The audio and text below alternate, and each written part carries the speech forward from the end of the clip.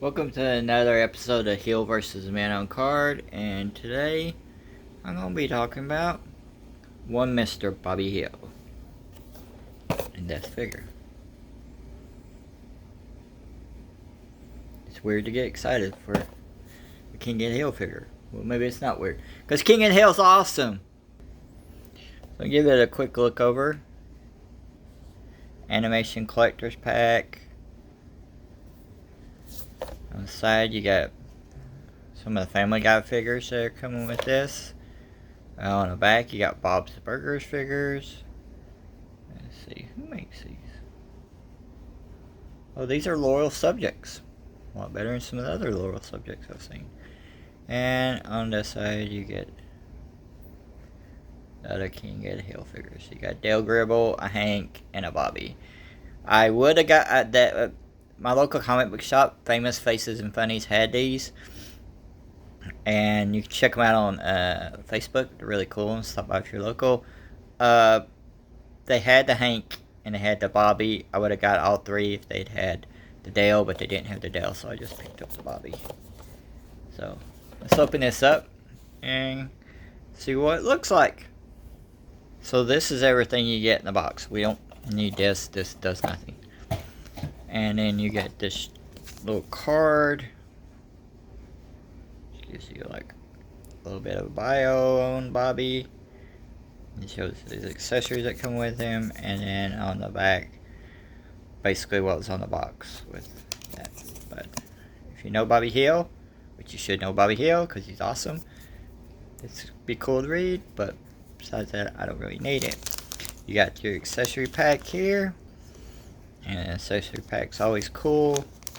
You got his recorder, and then what is that supposed to be? Oh, it's a pack of chips. Okay.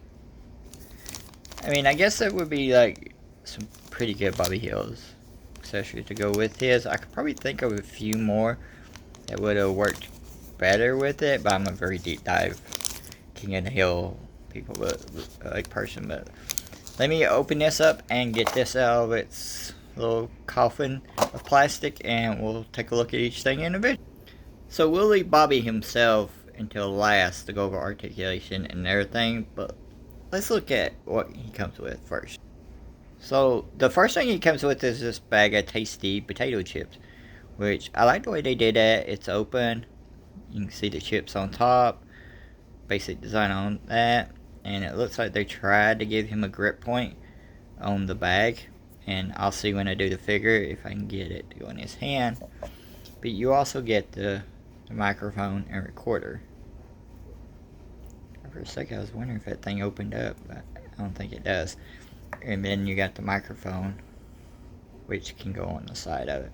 When I was talking about earlier, I was like, I know of several accessories that would be probably a little bit better to go with this figure. I mean, of course you go with a food one, which would be a big one, but you also could have had Ladybird with Bobby, since it's a smaller figure, even though they're all around the same size, even the adult ones.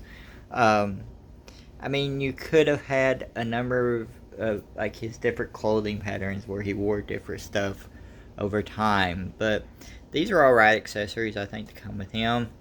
And then if you don't want to use them with your Bobby Hill, use them with other stuff, because you always need a pack of potato chips. I mean, everybody uses potato chips, right?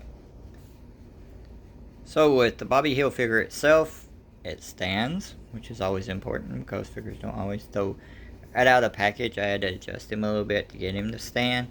The lightness, I think, is a pretty good one.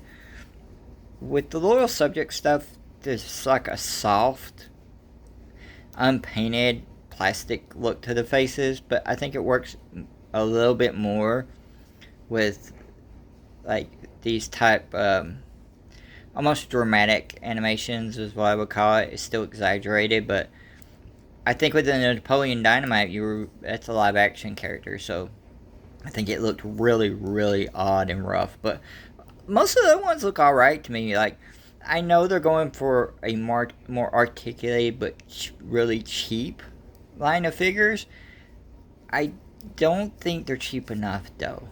Like, these are a good price. These were $12. Like, I got this for $12.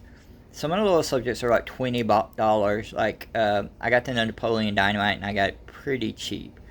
But this one was like 12. I think was worth it. And I'm going to see if it'll fit in with my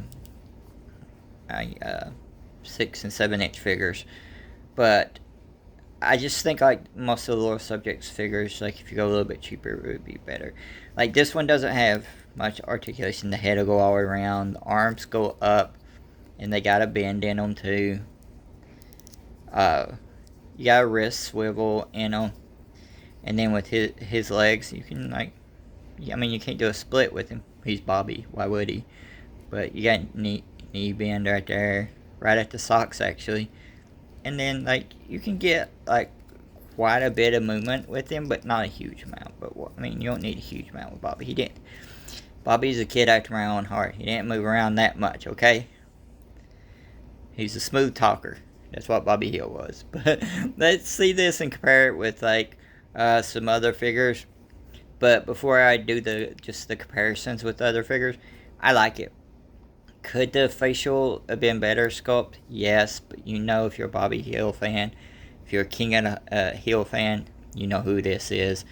I like the Hank one, which is on the card. Let me grab that real quick.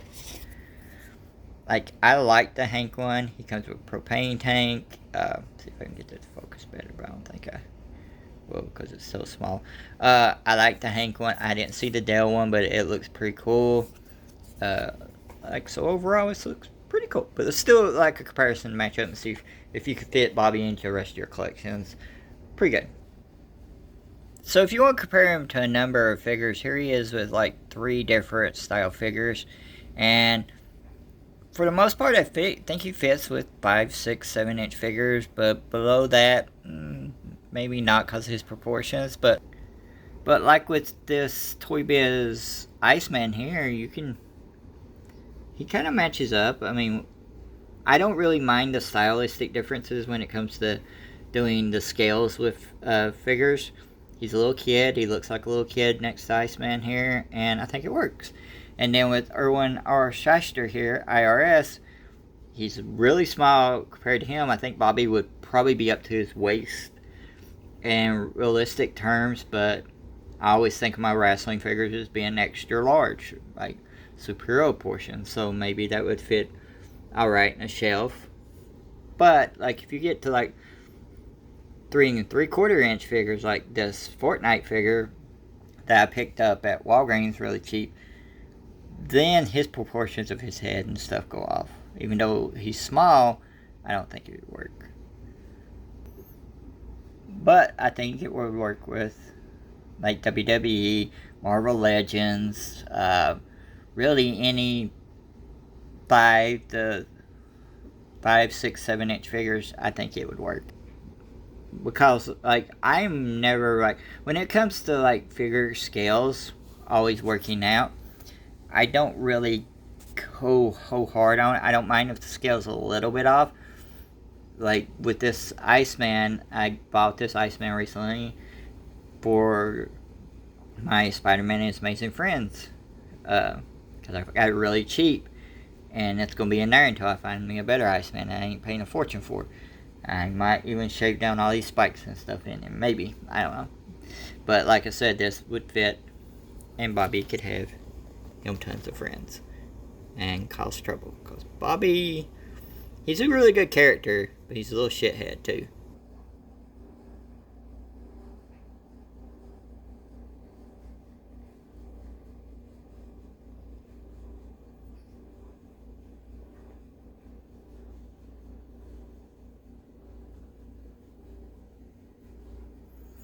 Give me a chip, Bobby.